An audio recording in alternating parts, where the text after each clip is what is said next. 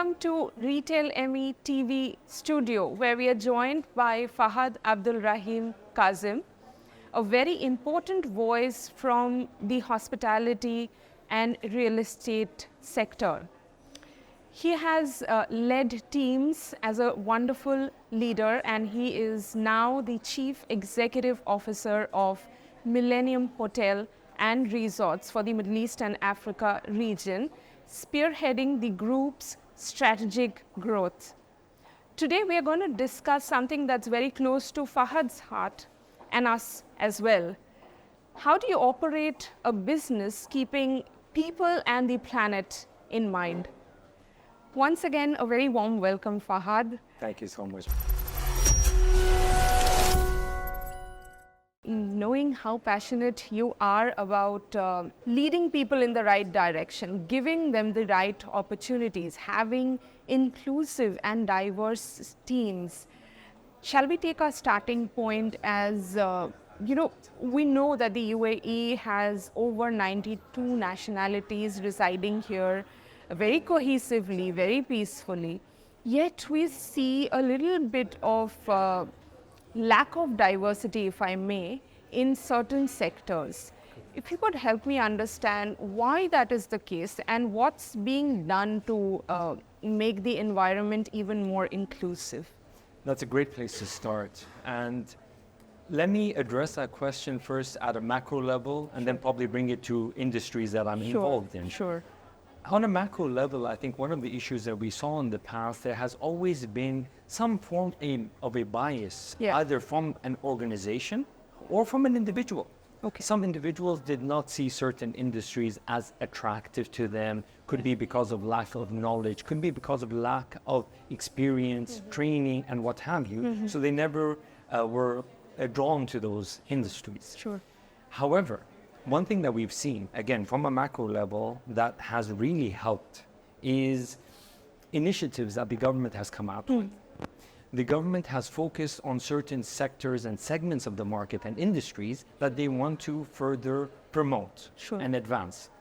It could be through subsidies, it could be through tax breaks, which are being introduced soon, and also in terms of funding, when it comes to Emiratis to enter these sectors, funding that comes in the form of support or subsidy that helps these organizations. What we have done in our industry is we know the power of diversity, inclusion, and equity. So DEI is nothing new to us. Absolutely. However, we are lacking, right? And I will come out front and say, for instance, when it comes to leadership, we don't have as many female representatives in leadership as we would like to see. Okay. Two, when it comes to certain nationalities, same.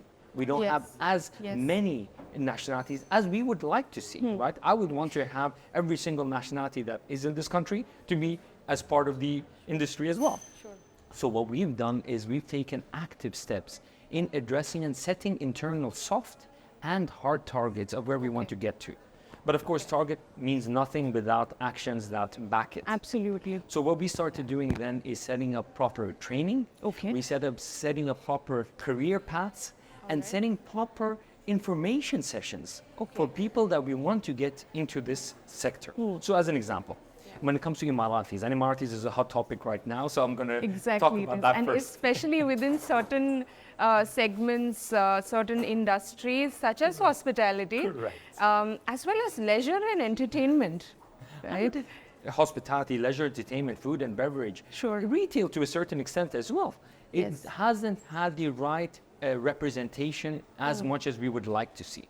So what we've done specifically for that is we started partnering with universities. Okay. As a first point. Okay. Two, we started partnering with the tourism boards and tourism authorities. Okay. So either DCT in Abu Dhabi, DET in Dubai, and all the others as well.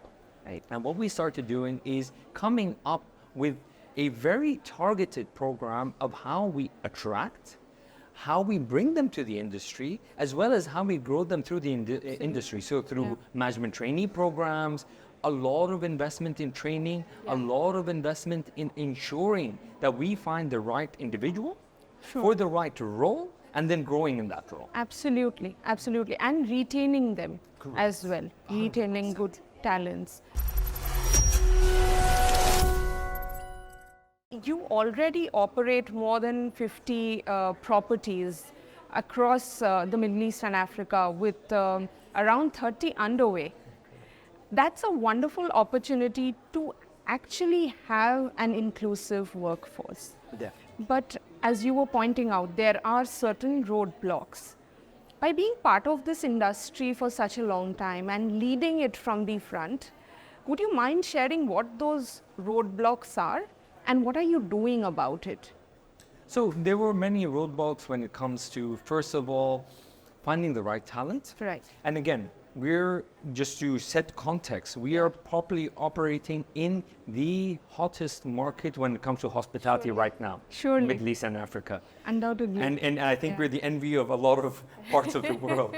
But this comes with challenges as well, right? Sure. Retention is a huge challenge for us, right? And has always been in this industry, but very specifically to us, we're, again, a more boutique operator, even with 50 plus hotels and another 30, but we're still smaller than some of the other players. However, I see that as a strength. So we started doing right now is we found retention was an issue. So we have come up with very specific programs to show career growth. Okay. Because of the platform that we have, because of the number of properties that we have, I have an opportunity to ensure that people are growing through that. If I take a simple example as engineering department, right? If someone small starts off as an entry engineer in one of the hotels, we'll know that we have another property opening up in another year where they can grow into and slowly see a path for themselves. So this gives us that opportunity and flexibility. So this is one of the areas that we started thinking of. Two was in certain markets, there were certain issues in terms of recruiting certain genders, right? In the past, for instance, let's be talk openly, Saudi probably 5-10 years ago was very different than it is today. Absolutely. Today, I have an issue where I'm probably getting more females coming into it, which is a great issue to have, then the males coming in. But this has opened up a lot of doors for us as an organization, and to make sure that we retain and grow these talents throughout as well. Sure. And there's just, even at the cost of raising a topic that might make me unpopular, nothing should be done because it looks good on papers.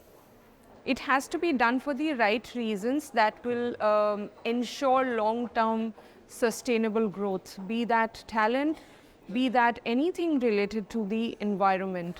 And there's need for, I believe, policies and legislation so that, as you said, measure and put in place processes that will help people grow, as opposed to filling up certain numbers and quotas that look good on paper, that kind of take you to the next level when it comes to Emiratization or anything else, but actually create a pathway where they can grow, they can meaningfully contribute.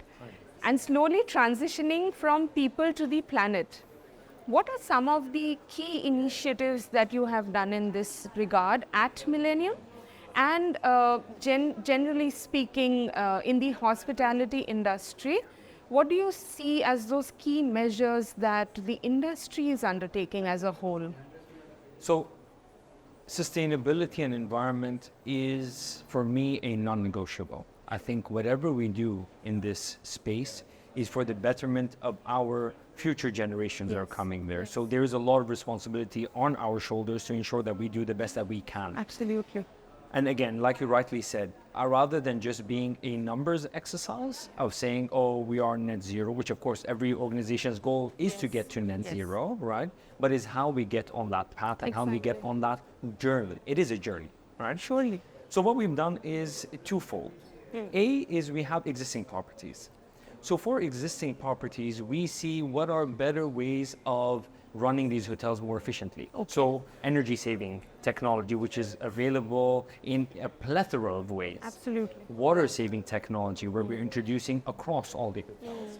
Single-use plastic. So these are the basics that we need to get right. Yes. Because we can't just ignore the basics just because they're basic. We need to get these right before we move on. So this is on the existing. And again, all of our hotels by the end of this year will be ISO 14001 certified. So we're working towards all those kind of targets. Wonderful. On the other side, we have up-and-coming hotels, which Yeah. is even a more of an opportunity for me to have a say from day one on Exactly. things that could be implemented Exactly. to make sure that we are catering to energy efficiencies, we're catering to water efficiencies, and we're catering to everything else that needs to be put in place. Yeah. Even operationally, we're finding ways to reduce the number of manning required in these hotels, Sure. which sure. will also help reduce a lot of things, paper wastage and what have you. Yes. So there's Yes. a lot that goes in the back of this, but we are taking the right and meaningful and calculable steps to get to our goal. Right, right. And with ecotourism and, tourists and even residents when they go for staycations constantly demand a certain kind of product or certain services which lean towards clean energy, greener products, more recyclable products. So I guess it's something that your guests are also demanding. So you rather have all of that aligned in your upcoming properties, make them as eco-efficient as possible. Would you like to talk a little bit about local sourcing? I mean, from all angles, we see so many UAE-based homegrown companies doing fantastic stuff. Yeah. This is an area that is near and dear to my heart. Yeah. I am fortunate enough to have a platform. My platform is a number of properties that is under my purview. Right. And with that gives me an opportunity to introduce localization into these properties. Right. And by that, I mean sourcing locally.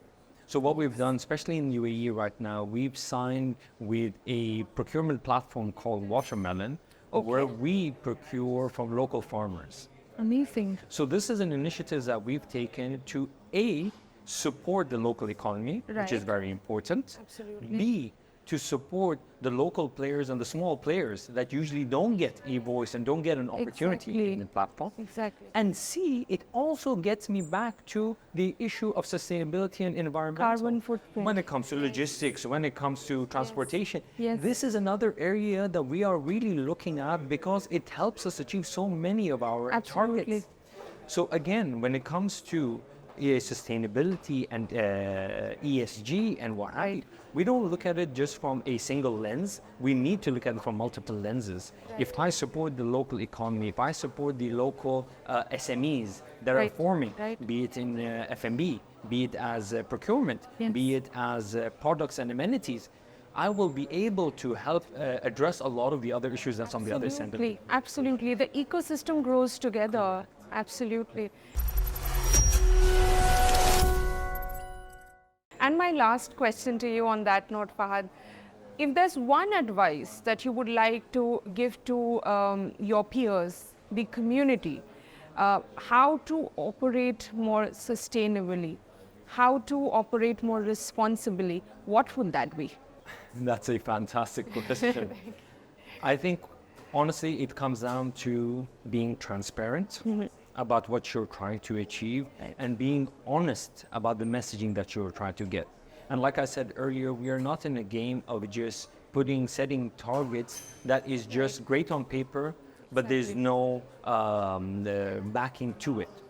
So what we try to do is be realistic on the targets that we set. We are taking steps. In some instances, there might be baby steps, but we are taking steps forward. So when it comes to our responsibilities towards the environment and sustainability, we need to be honest and transparent about what we're trying to achieve and how we're going to get there, because all of us have the right intentions and all of us have the right goal in mind. We just need to work together to get there. Absolutely, couldn't agree with you more. And thank you so much once again for joining us at the RetailME TV studio. Thank you so much. Thank you.